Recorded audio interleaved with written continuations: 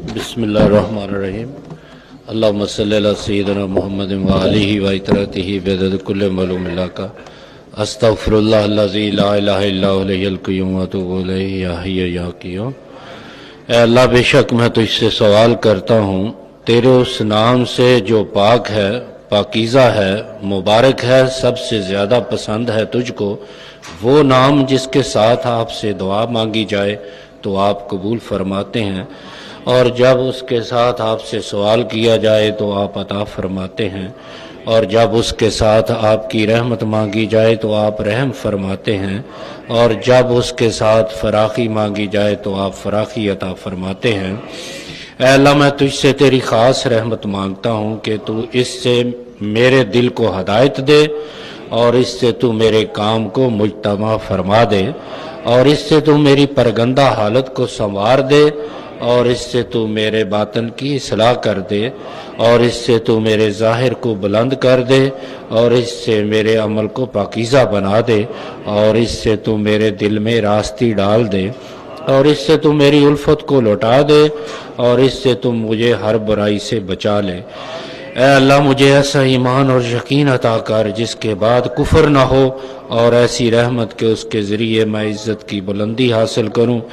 دنیا میں اور آخرت میں۔ اے اللہ، میں تجھ سے سوال کرتا ہوں فیصلے کی کامیابی کا، اور شہیدوں کے مرتبے کا، اور سعادت مندوں جیسی زندگی کا،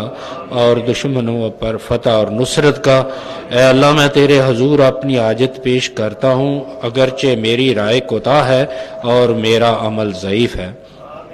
میں تیری رحمت کا محتاج ہوں، بس میں تجھ سے مانگتا ہوں اے معاملات کا فیصلہ کرنے والے، اور اے سینوں کے شفا دینے والے،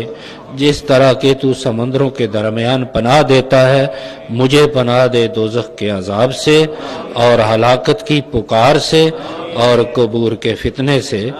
اے اللہ، تو خالق میں مخلوق، تو مالک میں مملوک، تو قادر میں مقدور، تو ستار میں مستور،